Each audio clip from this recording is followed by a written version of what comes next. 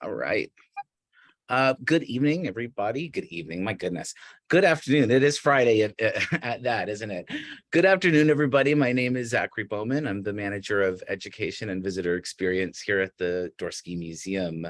It is an absolute honor and pleasure to be hosting the exhibition Benjamin Wigfall and Communications Village, which is curated by Drew Thompson and Sarah from the VMFA, who's not here, but surely you'll hear from her when the exhibition travels there next year. Just as a quick note, yesterday I had a group of young people from Kingston High School visit the exhibition, and to be able to tell them a story that is at the core of their town, it was just such a special experience. And so I look forward to sharing this show with all of the groups of young people, old people, everybody in between, for the rest of the exhibition. So Drew Thompson, our special guest today, is a writer, curator, and educator. He currently serves as Associate Professor of Black Studies and Visual Culture at Bard Graduate Center, where he researches and teaches in the areas of African and Black diaspora, visual, and material culture. Curating exhibitions is a fundamental part of his teaching and scholarship. Apart from this show at the Dorsky, which will be traveling to the Virginia Museum of Fine Arts next year, he is also at work on an exhibition about African metalwork for the Bard Graduate Center Art Gallery, scheduled for fall of 2023.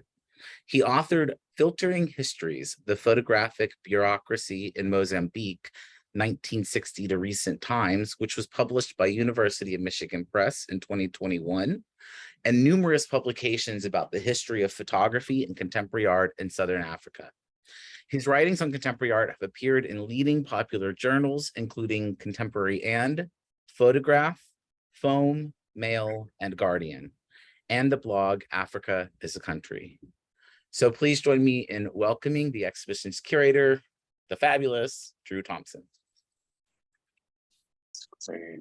Thank you so much, Zach and everyone at the Dorsky, Richard Ramos, of course, my co-curator or partner in crime, Sarah Eckert, the director of the Dorsky, Anna Conlin, Carlin, they're just Bob, who helped install. There are just so many people to thank and express gratitude towards. And I would be remiss if I also didn't thank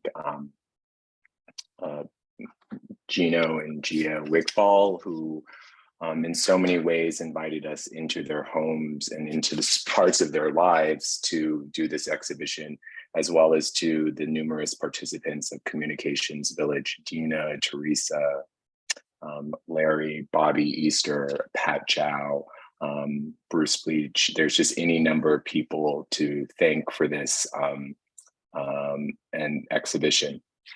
What I wanted to do today is both give you an overview of the exhibition, but also in some ways a kind of behind the scenes look at what went into the production of the show. There was lots of stuff that we wanted to show that just didn't make it in. And so I hope that this talk today is an opportunity to share those materials with you. I think also as well is I want to give people a sense about the central arguments of this exhibition, which are tied into, in complex ways, both Ben as an artist, but the communities in which he lived. And so in so many ways, we're also trying to illuminate some of the core principles of the show for you and the ways in which we see it playing out. So with that, I will start with a slideshow. I'll be both reading from text and also deviating when new ideas come to mind. So Benjamin Wickfall in Communications Village is the first post-humanist exhibition of works on paper, prints, and assemblages by the legendary artist and art educator, Benjamin Wickfall. Ben, as he was commonly referred to, was born in Richmond, Virginia in 1930. He was one of 3 children. His father worked on the railroad and his mother was a domestic and operated in the evenings a beauty shop behind their home. With the support of the Richmond community arts institutions like Armstrong High School and the Virginia Museum of Fine Art, he received his first introduction to the visual arts, in addition to financial support that enabled him to attend Hampton Institute, where he studied art education. He pursued graduate degrees at Iowa State University in painting and Yale University School of Design, all while achieving accolades from museum institutions and art publications for both his painting and prints. In 1955, he started working as an art instructor at Hampton and would leave in 1963 to teach at the State University of New York at New Paltz, where he remained until 2003. From 1973 to 1983, Ben established and operated Communications Village, a community art space and printmaking workshop in Pocahontas, upstate New York. There, Black community youth made prints alongside established and emerging Black artists of the era. Benjamin Wigfall in Communications Village surveys Ben's career, and it situates Communications Village as a major conceptual artwork. Telling the story of how Ben embraced the art of printmaking helps to understand the lived experiences that led him to create Communications Village. The result is a story of how Ben transformed his art into a platform for community building, collective expression, and historical storytelling. So when we started this project, there was lots known and unknown about Ben in various circles, whether that be art historical, community, or institutional. And in many ways, the public-facing aspects of Ben's practice was this painting from 1951 titled Chimneys. Ben used to walk across a Richmond aqueduct.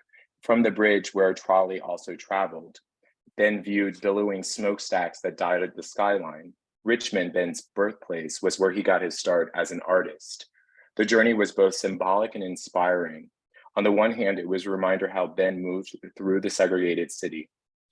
For example, Ben's parents struggled to gather money for the trolley as Ben was bused to school and the system didn't cover the fare. On the other hand, the view from the aqueduct ignited his creative imagination to represent through art what he saw. And in this early time period, Ben was also a fellow at the Virginia Museum of Fine Art, where on his way to various art classes one day, he passed the work of Lionel Feininger, specifically this one by Moonwake from 1945. And it was one day while riding a bus that he realized what Feininger was doing through abstraction and the ways in which he was representing figures through slash marks on the canvas. Ben's adolescence inspired his 1951 painting called Chimneys. In the work, Ben deploys abstraction to depict a scene that for him could be anywhere, but was specifically about Richmond. The Black rectangular forms of varying widths and heights extend the length of the canvas. There are few, if any, straight lines. Instead, the lines curve and bend, an apparent interest in Ben's own way of making meaning out of form. Based on the work's title, Ben sees the smokestacks through the lens of chimneys. Structurally, though, the smokestacks do feature a part called chimneys. However, it is located inside the shaft, invisible to the human eye. Here, though, Ben renders the chimney at the top of the smokestack, much like a crown or like a comb's shaft and teeth. And this is an important aesthetic feature that would travel through his work and also be a part of his own exploration of abstraction. From a technical standpoint, the chimney crown prevents the entry of water and it releases smoke. Visually, though, the chimney crown functions like a window. The structure and form of the smokestack is sometimes shared. The chimney crown offers the space to view the background in relation to the foreground and to look through and alongside the depicted forms. Another part of our already public imagination or our sense of Ben's artworks as well was Corrosion in Blue from 1957, and which we'll talk a little bit about later in the presentation with regard to Ben's own exploration of assemblage.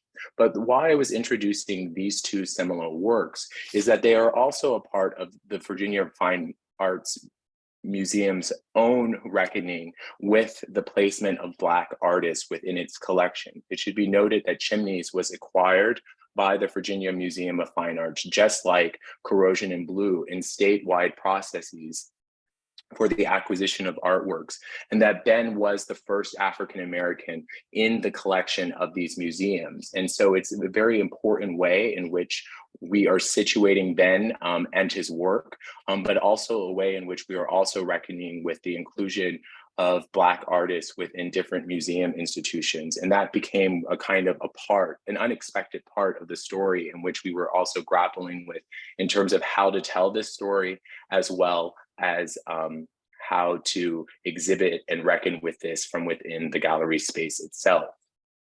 Another public facet of this project was Ben's own community work.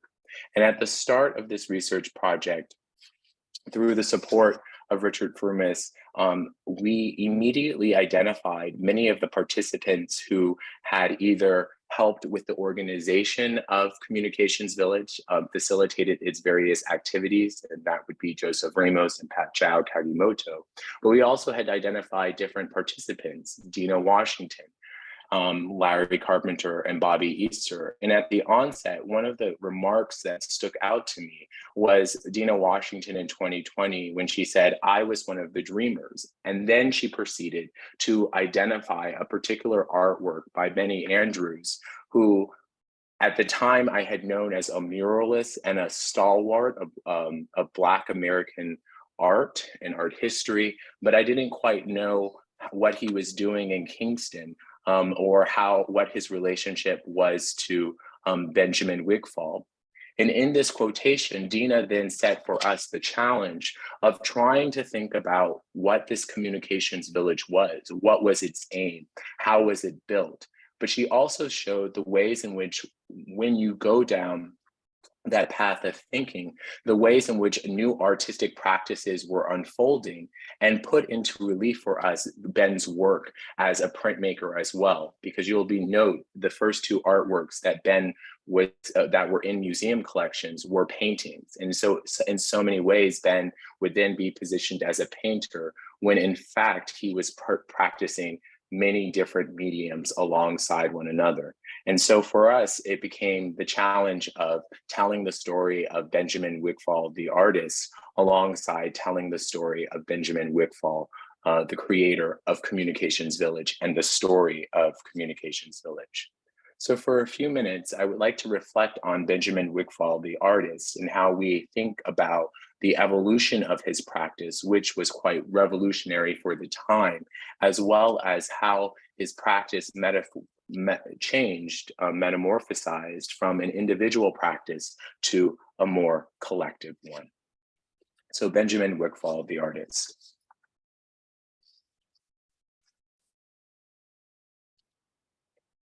The 1955 painting Stepping Stones and the print Secrets from the same year illuminate the interchange that unfolded for Ben between painting and printmaking.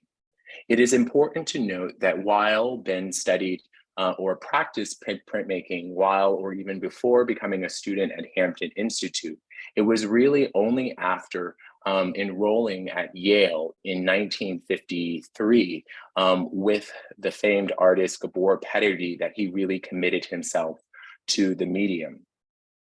There is no indication of which work he produced first.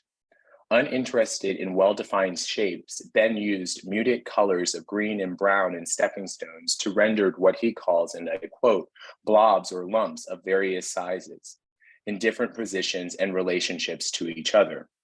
Tiny pebbles prop up much larger forms. The circular forms leave space between them, which Ben paints in different colors. Also, on the bottom half of the canvas, he situates the circles on top of painted backgrounds, bringing them into relief. Secrets feels like an almost pared down version of Stepping Stones in that it contains fewer circular forms in different states of activity. One of the balls emanates sparks, subtle lines denote the surface against which they move or congregate. The title Stepping Stones perhaps references a transitional moment in Ben's life and practice, end quote. When asked to comment on his fascination with sensations and colors in life, he waits. Ben stated, and I quote, "That's why I think I was into abstraction. I was always interested in things like tension and weights. I was always conveying and dealing with, and I was dealing with identity, but no identity.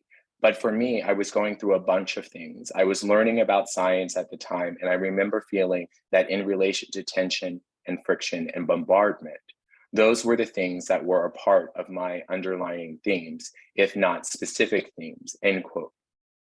The minimal form presented in Secrets defies notions of how we see movement and how Ben wanted us to see it. In fact, to that point, stepping stones which facilitated movement through nature appear on the ground. And in the painting and print, he invites us to see these forms on the wall. After his first year at Yale, Ben elected to join Hampton's art department. And I want to say something too about Ben. When he attended Yale, it was after graduating from Hampton Institute and Iowa State University. And at Yale, he joined or was a part of a class of the first African Americans, which also included two painters, A.B. Jackson and Robert Reed. He developed a particular relationship with A.B. Jackson. But Robert Reed also notes the influence in terms of mentorship that Ben had on him. But Ben decided to leave Yale and join in teaching, and Ben's return to Hampton marked another era in the art department's own history. Until then, white European men had staffed the program. Ben would replace the ceramicist Joseph Gilliard, who was also a proponent of a social practice art that Ben would later embrace, who was on sabbatical, and Ben would later join as permanent faculty. As he commenced teaching, museum directors listed him as one of 35 talented painters in America. On the occasion, he made a rare public statement about his painting style, describing it in the following terms, and I quote, "Abstract expressionism that uses basic symmetrical shapes in such a manner to achieve an effect of excitement and tension," end quote. Ben's role as an art instructor also symbolized the importance, and I would argue, coexistence of teaching to his artistic practice. In the same article where he described his style, he spoke about the possibilities of teaching, and he said, and I quote, "I think there is great hopefulness contributing to the development of young artists at Hampton.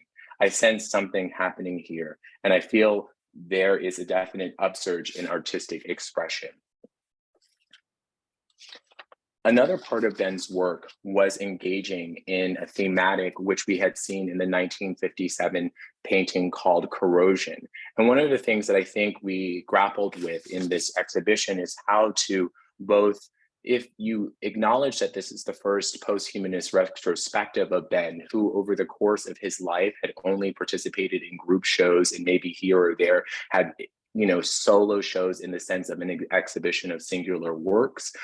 We are also very much trying to write an art history that is not only inclusive of Ben, but also a history of his overarching practice.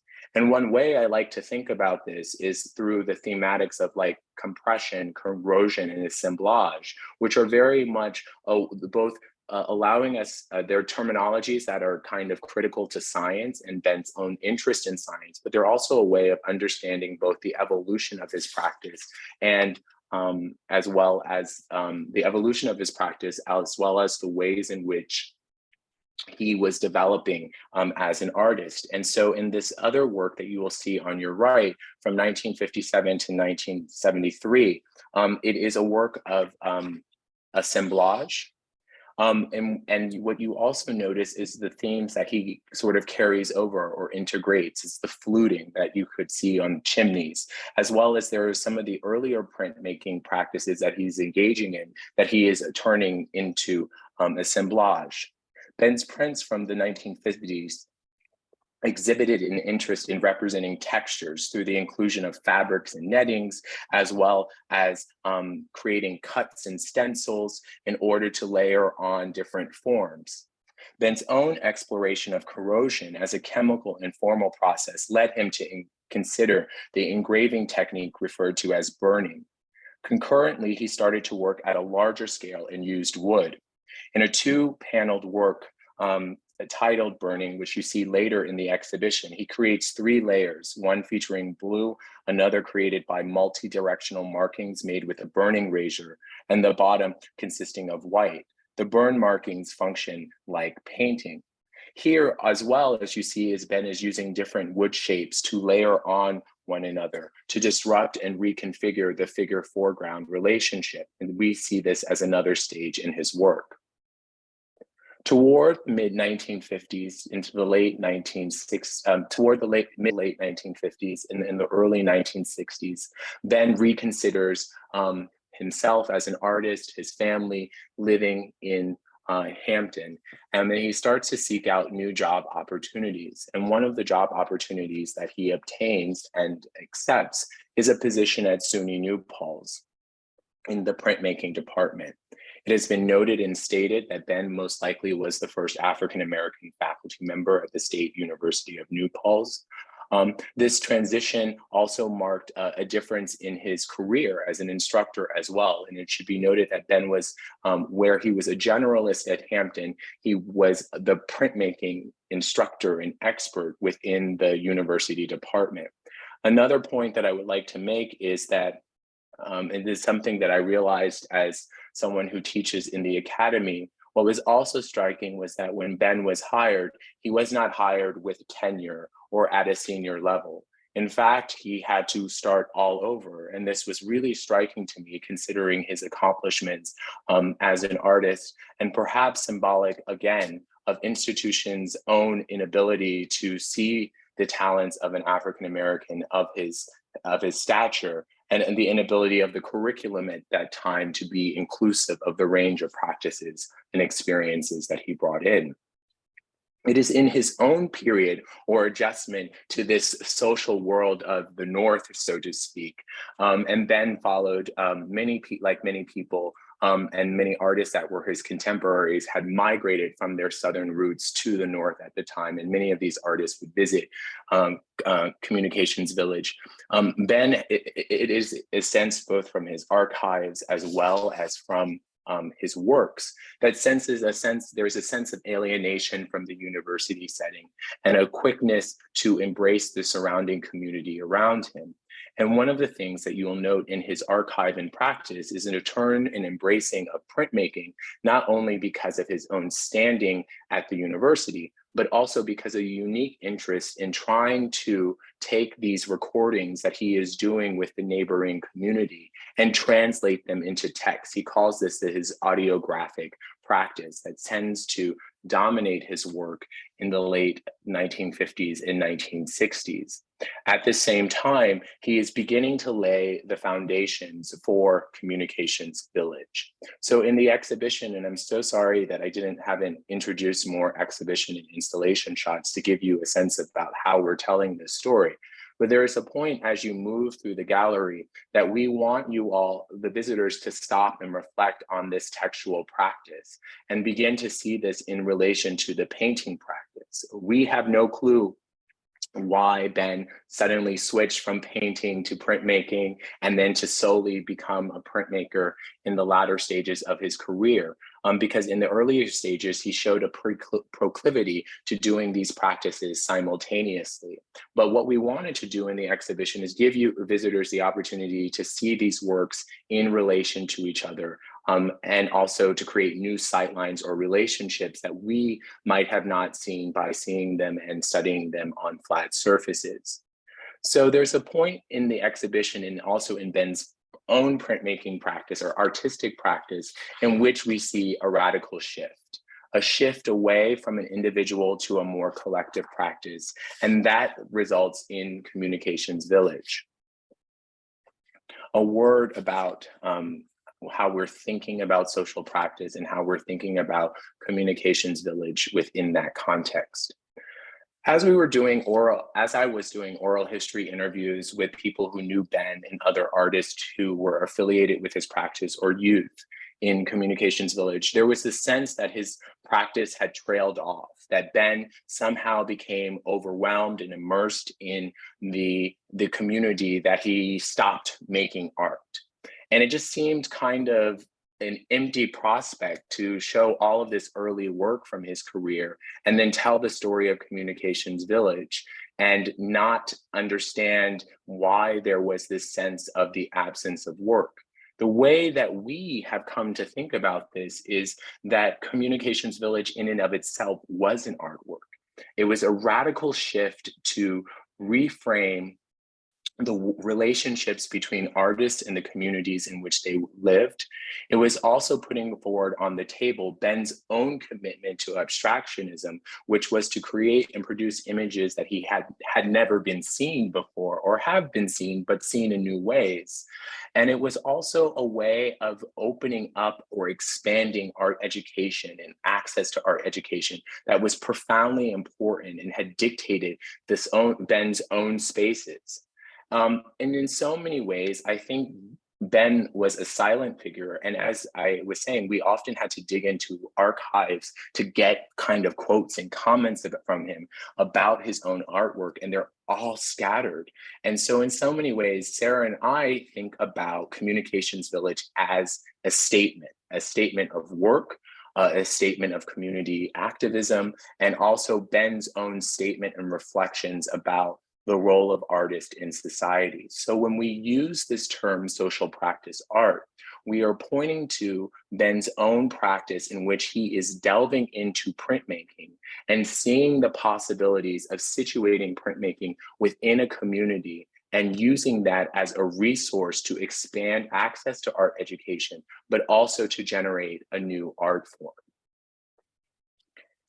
To understand the significance of the body of work that is being made in Communications Village and the work that is being done in Communications Village, I was immediately drawn to the photographic practices that allow us to see Communications Village in action, and also to begin to think about the role of photography. It's one of the things that I wish we had done better in the exhibition, was to show more of the photographs and the sort of historical research that was being done that was allowing us to make and follow certain types of curatorial decisions. And here I have to give credit to Pat-Chao Kagimoto, who was a photographer and artist who scanned her entire archive, as well as Rose Tripoli, for allowing us to use their photographs and also being open to talk about their work. What immediately became interesting to me was the way in which many people identified Ben as a member of the Bukkake community long before he had opened Communications Village in 1973. Ben had visited and searched for a community, and he says that he identified Bukkake because it most reminded him of his childhood home. At the time, in the late 60s and early 70s, the Bukkake region was home to a Polish-owned bricklayer factory, and many of the workers who were Black in this factory, like Ben, had grown up and were born in the South and had moved to the North for the prospects of work. Here too, rather than immediately moving to make art about his interactions with this community, Ben picks up a camera. He documents the daily activities of the various communities. He was also known to carry a recorder. And he takes some of these recordings with elders of the community and begins to record, write out the text, and then also interlace this text into his printmaking practice. In the photograph of Everett Winrow, who was one of the artists, Ben's student from Hampton Institute, who was known to visit and spend a lot of time at Communications Village, you can see the livery building in the back, in which Ben would open up initially what he thought was to be his studio, but that quickly changed in 1973 to the space in which Communications Village would open. It is important to note that alongside the printmaking practices, photography was widely practiced because Ben saw this medium and this form of visual expression not solely as an artistic form, but it lies at the core of the aim of Communications Village, which was to document the community and to create a visual and historical record that then could be referred to yes, for artistic purposes, but for a way of giving the community meaning and empowerment by which to live through daily life. It was part of the way in which Ben believed in a more honest form of expression as critical to daily life. What is fascinating here as well is that quickly there are all these stories about how kids were like, who's this guy in the green van? Or what are they doing inside this building? I remember Dina Washington, and I hope she won't kill me for telling this story, but she poetically I recall her telling me that she used to sit in her house, her bathroom in her house on the second floor overlooked the yard and building where Communications Village was. And she just noticed that all of her friends and all of her brothers and sisters' friends would run to this space. And she herself was not inclined to go outside. And she said, I had to go outside. I had to see what was happening. And it was that Ben in this moment was bringing youth in. He was centering his printing press and he was training them as printmakers, introducing them to various art forms and practices that he had not been as accessible to him.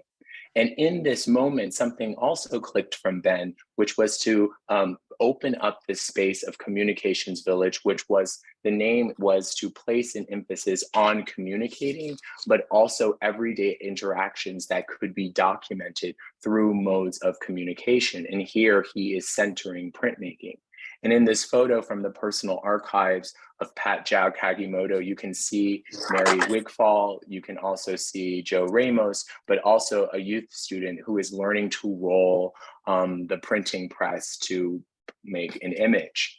In addition to the printmaking activities that tended to dominate, Ben also created different types of art classes in which community youth could become involved and into the art making practices, as well as a site of exchange and interaction. And so it's so interesting to think about the art component, but the community component was also very important for us here.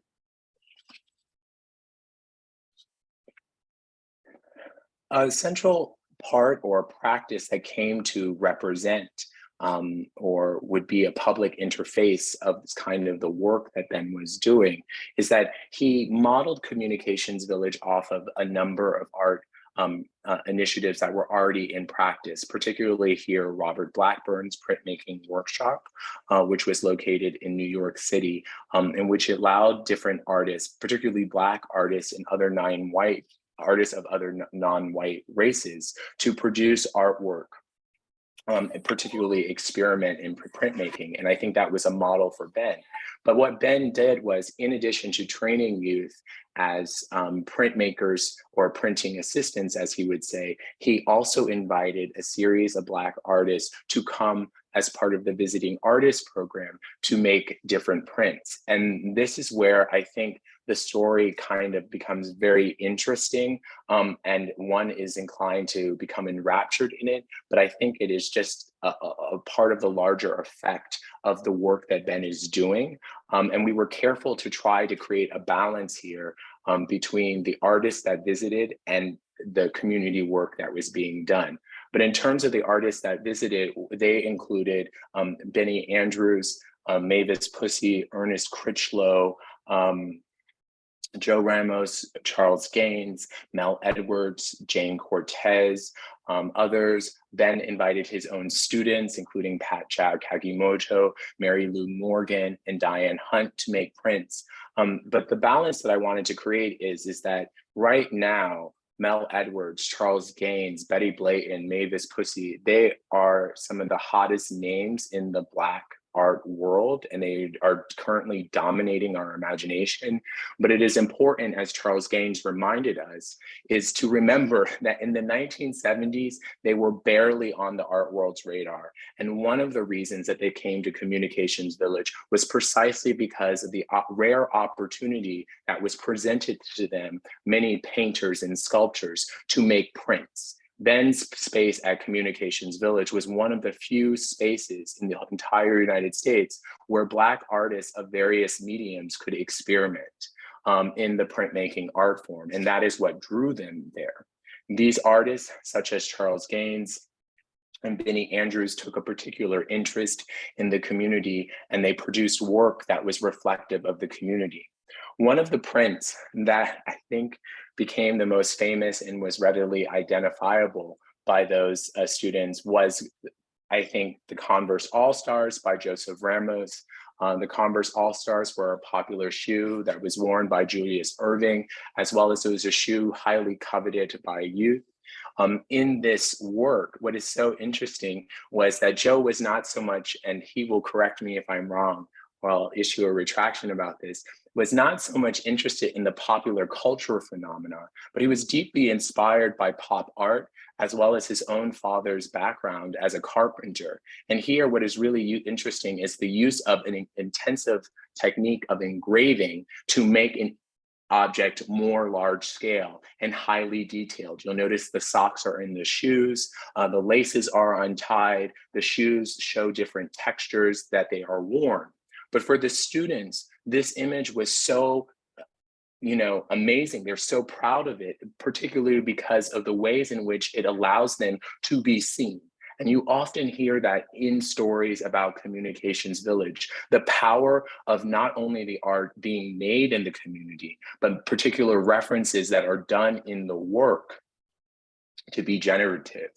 Charles Gaines was not a realist by any imagination. He's very much an abstract and conceptual artist. And you might be asking, why are you then, if you're making this argument about Communications Village as drawing from the community, why are you showing us something so abstract? Well, I wanted to say that I think that Ben continued to work with abstraction and embraced visitors who were working in abstraction.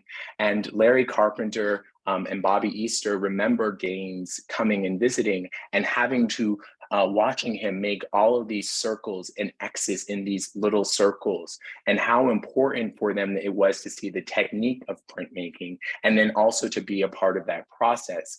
I think that in so many ways, this enlivening of abstraction also provided new ways of seeing daily life. Again, why the photographic archive was so important for us and what we do in the second gallery on Communications Village is try to show the work as it was exhibited at the time.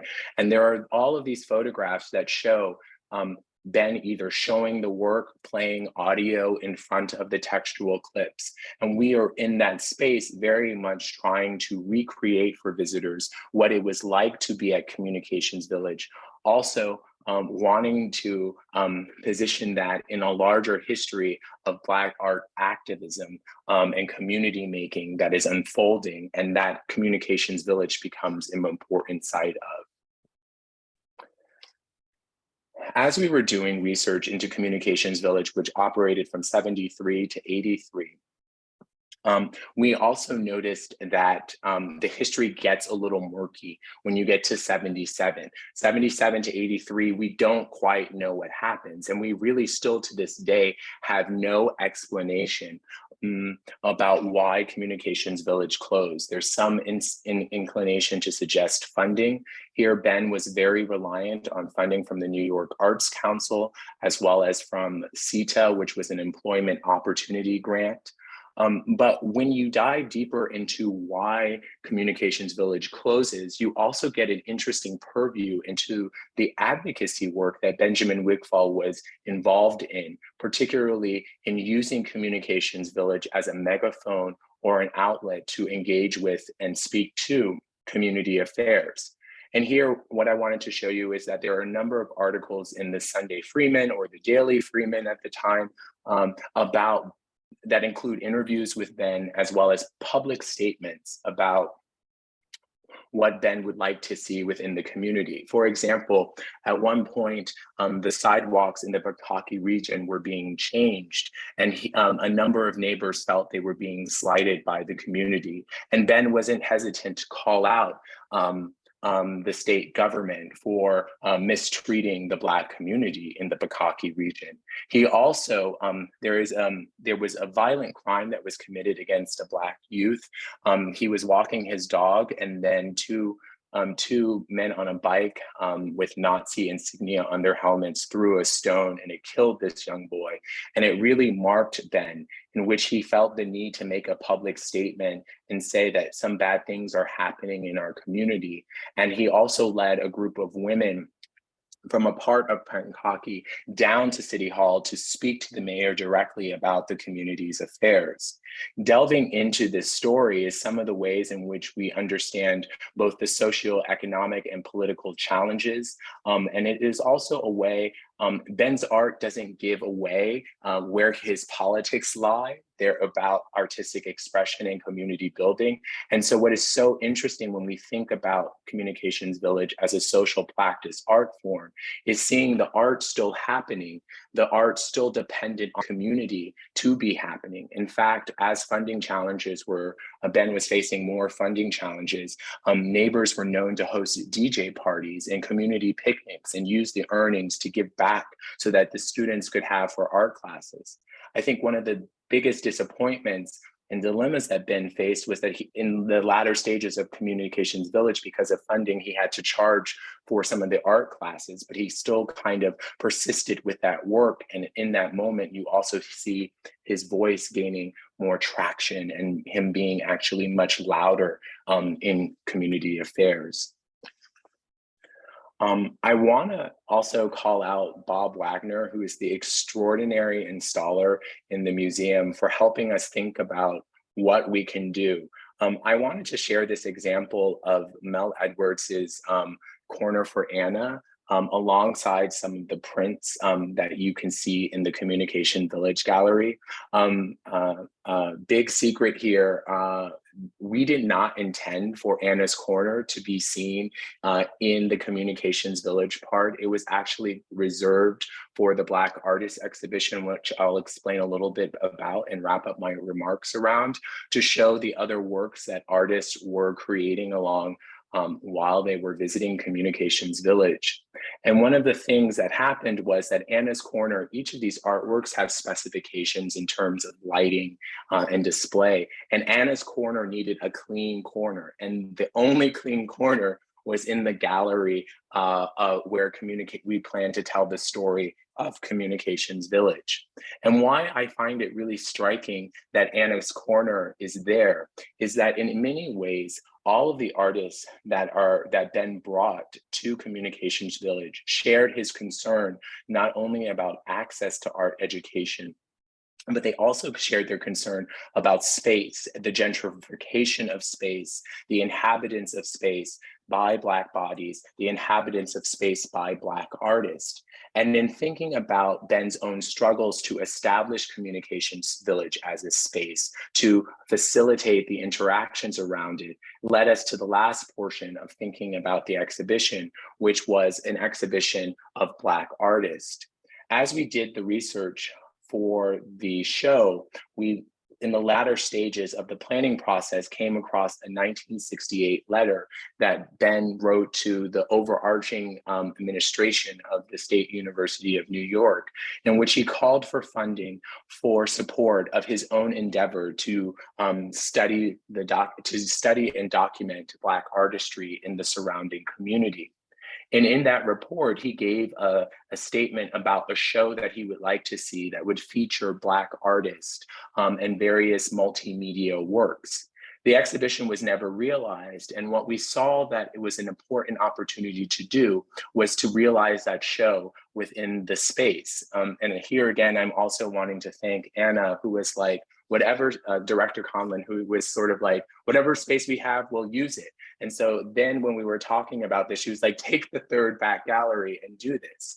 And so here in the last gallery, what we wanted to do was both follow the curatorial choices of Benjamin Wickfall in his vision for an exhibition about Black artists, but we wanted to also position Ben alongside of the greater and more, not greater, but more recognized Black artists of his time period, in which he was often in group shows with, but never seen in the same capacity as them because their estates exist differently.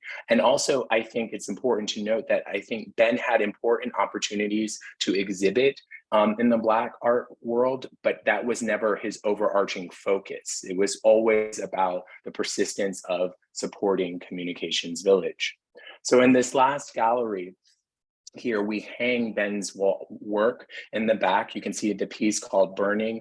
You can see a piece called Mango Travels, and then there's Transcendence over Decadence. It's hung in near Betty Blayton's print that she made, actually, Night Dancers with Consume #2. One of the reasons we took the print that she made at a Communications Village out of the gallery was not only because of spacing issues, but also because the purple that she used in her paintings is really brilliantly illuminated by the print there as well.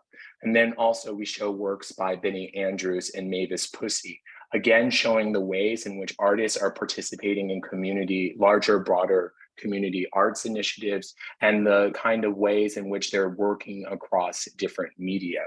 So in so many ways, this exhibition, Communications Village and Benjamin Wigfall and Communications Village, I would say, yes, it was a labor of love, but it was an attempt to both show to document Benjamin Wigfall's artistic practice and the evolution of that practice, but also show how it evolved from an individual practice to a collective art form, and begin to open up new spaces to imagine the importance of social practice art more broadly to Black artists of the 1960s and 1970s. Thank you.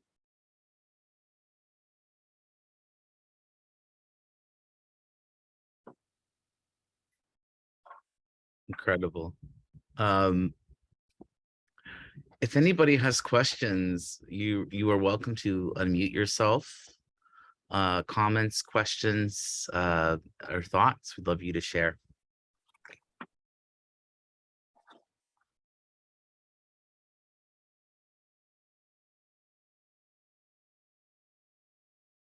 Drew, so you did such a wonderful job. Nobody had you answered everybody's question. I see a hand raised. Is it Valerie? I think I saw a hand raise.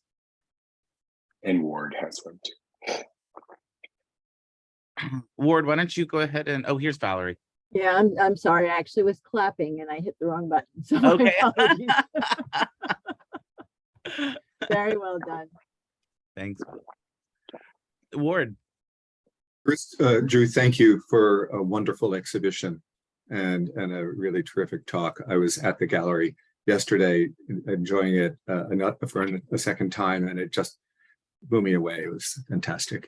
One of the things that I was curious about is Richard organized a program in Kingston about Ben Wickfall and invited people to speak. And they talked about they were former students of his from SUNY New Paltz. And I guess one of the curious things about this exhibition is the near total absence of SUNY New Paltz and the printmaking department from the exhibition. And I wondered whether that was conscious on your part, or that there was little evidence based on his archives and his works that were left in the estate. Yeah, there was no doubt that Ben's students, and I see some of them here, I see Stewart, I see Bruce Bleach was another one of his students, Pat Chow. The students are present, and they're not present in the same ways. I guess one way in which they're present is some of them were actively participating in the Intaglio series, or what became defined as the Intaglio series. And so we do show the works that were specifically from the Intaglio series.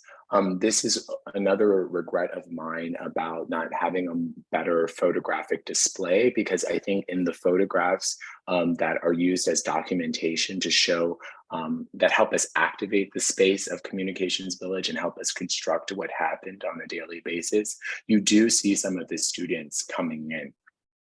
And you do see some of his students present there, either giving demonstrations. Here I'm thinking about Bruce Bleach, and you do see them doing work. But one of the things that we were trying to do in this exhibition is to show the work that was specifically done in certain spaces and that had there's a relation between all the work that you see in that gallery. There's a certain explanation for why that work is there. Another way in which you see students at work, Ben was known to advocate for his students. I know Pat had a show at Cinque Gallery, which was an important arts exhibition space operated by Romero Verdun, Ernest Critchlow.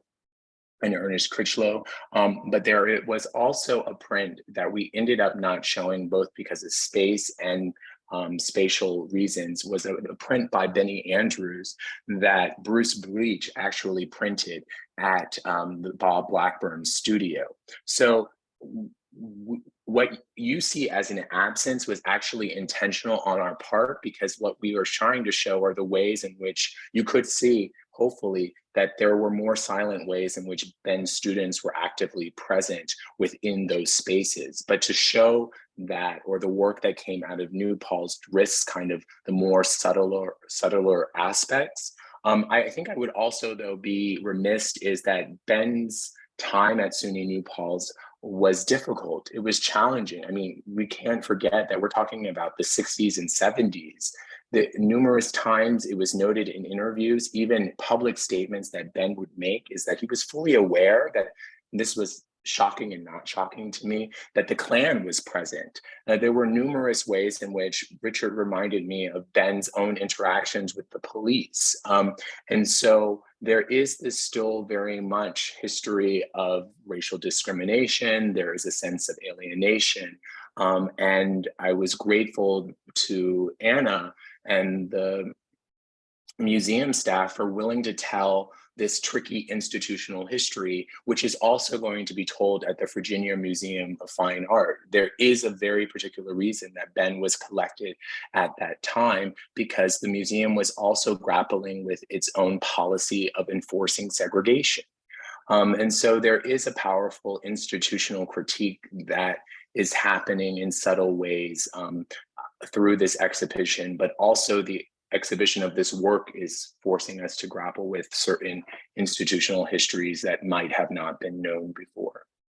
Thank you. Very, very interesting, very important.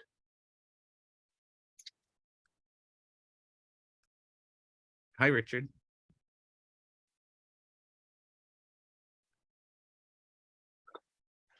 Richard? Drew, was he able to, I'm sorry, was he able to show as much here in New Paltz? I mean, was it really very restrictive for him, or did he find that he would have to go elsewhere where he was maybe more welcome or more well-known to show work that he was making here? It's important to know, I mean, like I think there was this statement in the archive that Ben thought New Paltz was New York City. So he thought that he was actually closer to New York City than he actually was. But it was also an important move for his career, because long before he opened Communications Village, he was drawing connections and relationships to the artists that would later visit Communications Village. So I think he was connected with Bob Blackburn. As I mentioned, he exhibited numerous times at Cinque Gallery, which was an important art gallery that was open particularly because Black artists were excluded from the mainstream white art world. And so Ben was exhibiting in those spaces, generally in group shows. And what is really striking, in one exhibition in 1969, in which Norma Morgan was there, included Faith Ringgold, Benny Andrews, Reggie Gammon. I mean, these are, names that I remember studying in art history classes, and that have been foundational to the current exhibition of African-American art. Ben was exhibiting with them. And so that suggests a way or contact with the New York City art world. But I don't think that Ben was necessarily enamored with that or saw validation within those spaces. I think when we get to SUNY New Paltz, I think there's two things happening. One, I think there is the sense of alienation, which we are automatically left to think about because Ben didn't regularly exhibit in the artist teacher shows that were being happened at the Dorsky. But I think his interest also changed, right? That the social practice of art, I mean, with art, we're taught that it's as much as you produce, and the ability to see different objects. The work that Ben was doing was really rooted in the community and changing out his studio into a public space. I mean, again, I'm so grateful to the participants of Communications Village. Sharon Van Dyke, another participant, reminded me that Ben wrote a grant to CETA and the city to seek support for the choir at the church across the street. So he would print flyers for the choir, but he also got them money so that Dina's mother, who was the choir director, could get paid. Ben was also like searching for spaces that could be more permanent. I guess he kind of wanted to kick out Communications Village to their own building so that he could have his studio back, but it never happened, partially because of the fact that there was not city support into doing that. And so I think another thing to note is that when we talk about urban renewal and urban development, there is real displacement here of communities and people. And Ben was really grappling with the fact that there were all of these government funding projects for other things but his.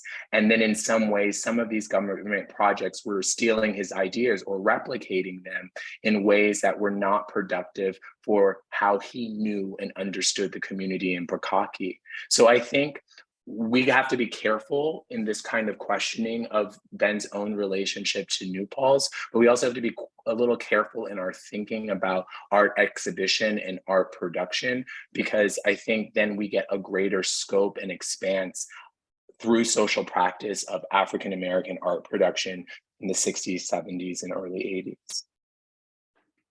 Thank you. I wanted to say you really, in your talk, you brought up so much and what, to speak to sort of what Ward mentioned, about were there, about other, about student work being shown. There are so many aspects about Ben's career that are so interwoven that as large as this show is, as comprehensive as this show is, it's almost, it's only like a small segment, because what you've pointed out is how interrelated his practice, his life, his work was, as Gino, his son, would say, he was, everything was his art. And he would be thinking this, and then he'd go over and be thinking that. And I'm using even Gino's hand expressions, because his mind was always racing. But the thing is that what this show does more than anything, I think, is that it begs further shows. It begs further exploration about what Ben represented on both socially of his time, but the uniqueness of himself also. And this is something that I hope is going to expand and keep going, because there are tremendous lessons to our time in this. And it you mentioned two words are hugely important to understanding Ben at all and everything he did. One is the early paintings and print the painting is called Stepping Stones, but that image is all over his work in the early years. And stepping stones means a tremendous amount. Everything is a stepping stone to something else. And in a sense, to me, this whole exhibit has been that this exhibit, the next exhibit, they're all stepping stones to another thing, And the other word, of course, is communication. And the more you crack that word open, the more you realize what a profound concept it was. It is that we talk about artist communication, and I said this a lot, but communication is an art. And this is what he was telling the youth at Communications Village was communication is an art, and learning it is a survival practice. And art itself becomes that. I would say though, with that, Richard did mention about different motifs. Ben's archive is very, very hard to study, and it is also very hard to sort of qualify and characterize the evolution of his artistic practice. Sometimes you have multiple prints, but then when he was taught by Gabor Peterdy, Peterdy always recommended 50 in an edition of one print. And Ben would start 2 or 3 and then clearly be drawn to something else and then shift to another practice. And so in our curating of this show, we didn't want to get too boring, but it is really interesting to look across like one example of 3 prints together, because that's what we were also thinking about, is this kind of way in which motifs continue through.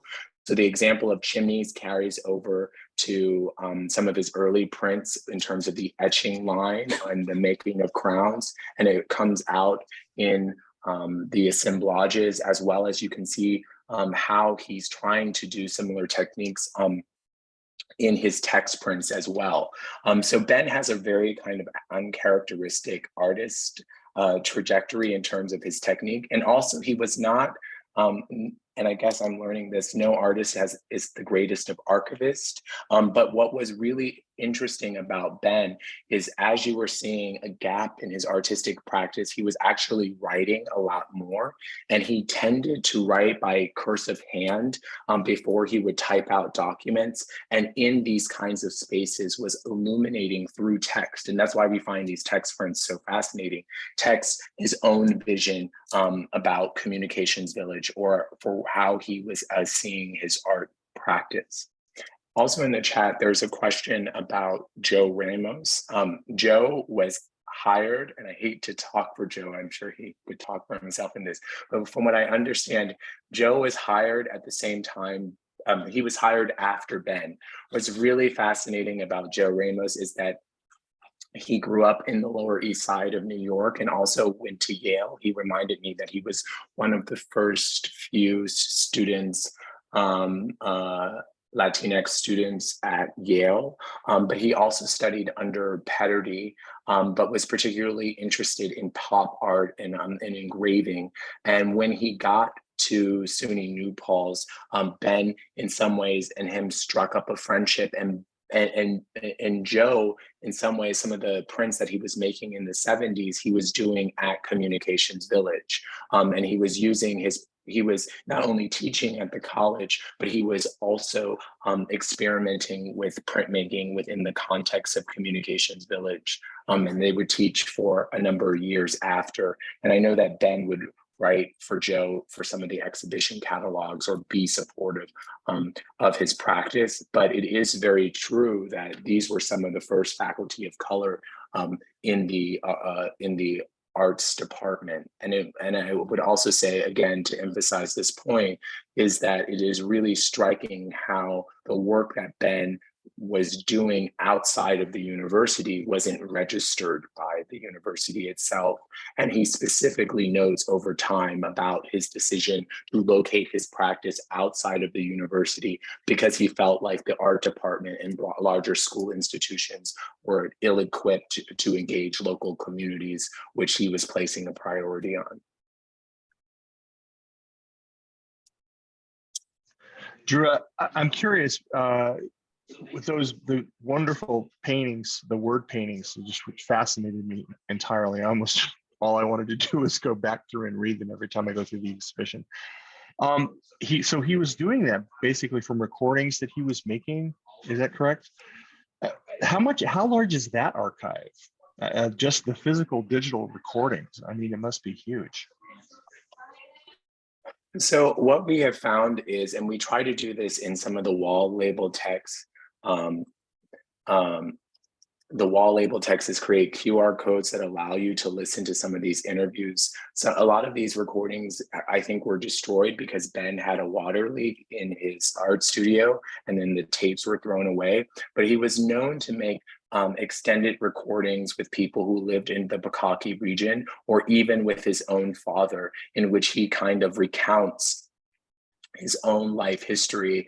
And they also, in this interview, talk about their own relationship to Africa and slavery. And you can see that coming up in the text.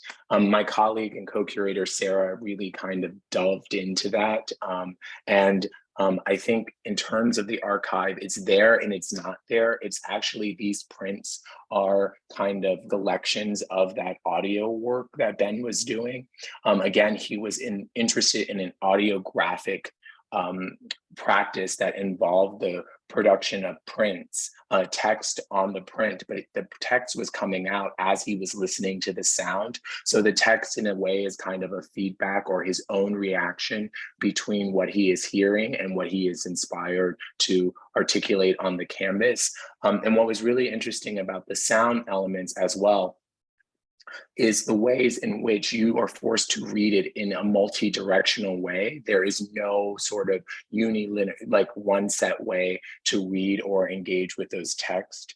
And so I think that there is so much to choose from, and we had to really choose very specific examples, either because we had the audio recording or because there was aesthetic displays that were really important to understanding the text prints. But it is also, again, important to note that he was making this transition when he moved to New Paltz and was starting the teaching position there. And I can't help but think about how this sense of alienation that he was feeling, or exclusion from the university, was how sound was also important for the own ways of conceiving and thinking about building out community.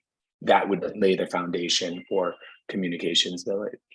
So I think that what we have left, and Richard, you can correct us here, this is also coming out of conversations with his son Gino. The estate does have the tape with his father, and that was the first recording. So most of the prints you saw were exact word for word transcriptions from the tape he made with his father, which Richard then had digitized so we could listen to it.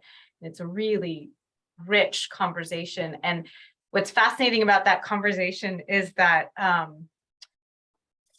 in his, like, thinking about his own family and a kind of both a sense of belonging, but also really focusing on these gaps of knowledge that come from the trauma of the tradition of American slavery. He's just kind of grappling with both of those things. I think that my understanding is that tape was made around 1968. That's sort of his beginning of the idea that he wants to seek out the Black community specifically to find more voices, and that he wants to embed his work within that community. And it's my understanding that it's these later tapes that we have, for the most part, lost, but that live on, not just in a few prints he made from those other tapes, not the ones with his father, but from the students, seeing it modeled for them, that he went and sought out their own parents and their grandparents, would record their stories. So it wasn't just the recording, it was the students seeing value given to their parents and their grandparents' stories. And then he was giving them cameras to photograph them. And so I was really struck in those stories by this way in which Ben not only made art from the community, but modeled to young people the importance of their community through that work. But I wish we had those tapes, I really do. Donovan, did you have a?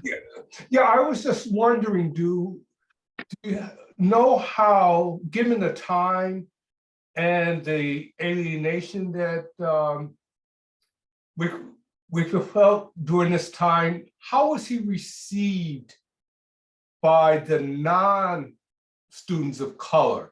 Did they respect him as a scholar? And that did he have to maybe move to the community village in order to show that he was actually a scholar and show the skills that he had? No, I think he was absolutely, I mean, I interviewed a number of his students and who would go on to become professors at various institutions or artists, and he was deeply, profoundly respected. I mean, there was this sense that his teaching had introduced new avenues to their own conceptualization of the importance of printmaking. So I think in no way was the alienation that he felt emanating from his students. They were just so impressed by his practice. They only wish he was there more, because he was spending a lot of time at Communications Village to do that type of work.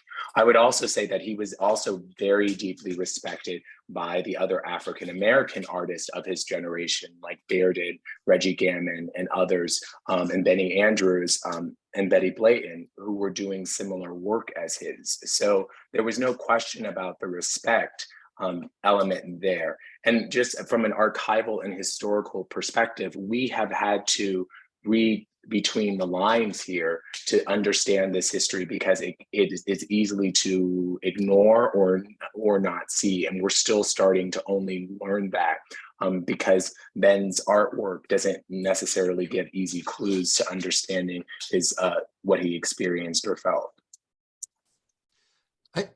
I just wanted to add, if I could, you know, we've had a number of radio programs with different aspects of Ben's life with different parts of the community, his former students, others who exhibited in his gallery, which we haven't even mentioned. That's a whole other subject. But he, the sense you get from his students, the sense you get from the community, and I've met a number of the elders from the community over the last many years, from the former youth of Communications Village, from the people who visited his gallery, from everywhere, is the exact same reverence that they had for him. I mean, it was almost, that's the one uniform thing throughout his life, was that he communicated this, something that just inspired an incredible reverence,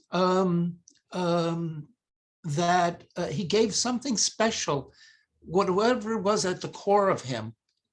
He gave something very special to everyone, and Judith Mons said something really wonderful in the radio program about how he critiqued, and I don't know if is she in on this program, if she'd say something, because she can say it better than I, about how wonderful his teaching style was. You know, she was here, Richard, but I think she had to hop off. Well, let me just tell a quick story then that she told, if I may, was just that there was a crit that was being held with a bunch of students, and he was, I hope I'm telling this right, but he started talking about this one student's work, and it went on and on and on and on, and everybody's waiting, you know, when is my turn? And it was like 15 minutes before the end of the crit. And at that 15 minutes, he brings everybody's work in to what he was saying about this one student's work. And she said it was like a revelation. It was, she talks about it as one of the best crits that she'd ever been to. It was just this way of his way of working. There's other stories I've heard from students of his here who talk about how it wasn't ever, he was never really trying to get you to a finished product, that he would always be like, oh, try it this way, oh, try it this way, oh, try it this way, that there was this sense of exploration and discovery that he inspired as a teacher. And I think that is something you also see in the work, and it's part of why I love the one wall, Drew, with the prints that have the same plate that's used in all these different ways. And now I can't remember the titles of them, but you get a sense of that play and that discovery and exploration that he's employing in his own process. Yeah, 9-part Black series. Yeah. And which we know nothing about. And Sarah wrote the label, but you do see in Ben's own inclination to experiment with form and shape, and to seek meaning through those experimentations. I would also say that a number of his students also said that Ben didn't advocate for a particular kind of approach, that in some ways he wanted each of his students to develop their own visual language. And I think that was really interesting. His choice to teach printmaking in the later stages of his career, because it seems to both allow an interpretation of different visual languages, but also a way of community gathering and expression, a shared community gathering and expression. That feels extremely radical for the time to me in terms of approaches to teaching. Does anybody else have thoughts or questions? I want to be thoughtful of Drew's time and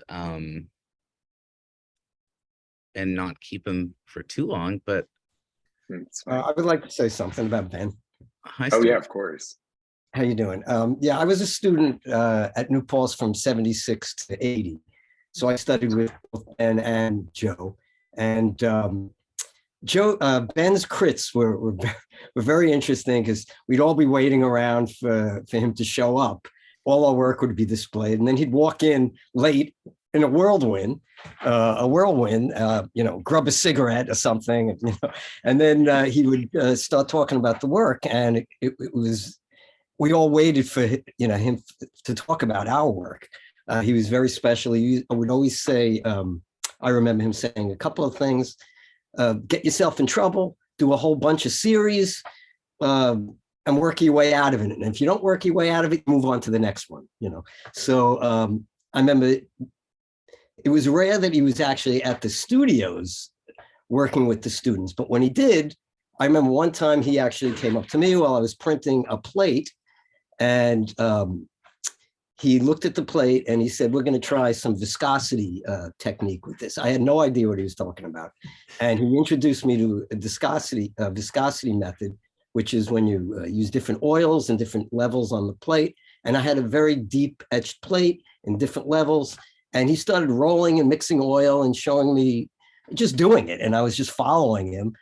Years later, I studied with Krishna Reddy at NYU and learned that technique.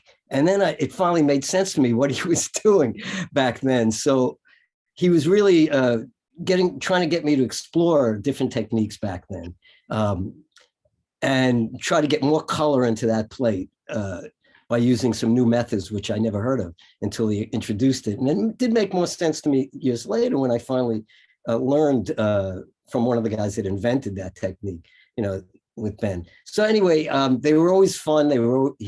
We couldn't wait till he got there, and he inevitably would show up a little late. And we always looked forward to him talking about our work. So I have positive things to say about him. And I was not involved in Communication Village, really. I did hear about it, and years later heard more about it and a lot tonight too, at this talk. So thanks for that really interesting talk, Drew. And the other thing, what was the other thing I was going to say about Ben? He also invited me to display at Watermark Cargo, which wasn't mentioned, but he invited me to several shows there, and I got to know him a little outside of college at that point, and it was really great experience to be involved in that gallery. And I think I was in 3 shows there, I believe, one big group show, and then he put me in a 3-person show, I believe, and he even continued teaching me back then, suggesting ways to frame my work, things like that. So I still look back on all those experiences with him over the years as all part of the education that I had from Ben, dating back to 70, when I started studying with him, I think since 78, when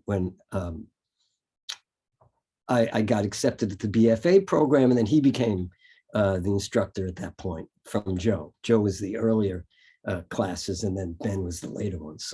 So I really enjoyed your talk, and I'm going to come down. I didn't get to see the open. I wasn't able to make the opening, but I'm going to come up to see the show before it closes. I hope I'll be able to make it up there. So thanks for that great talk on man, it was great.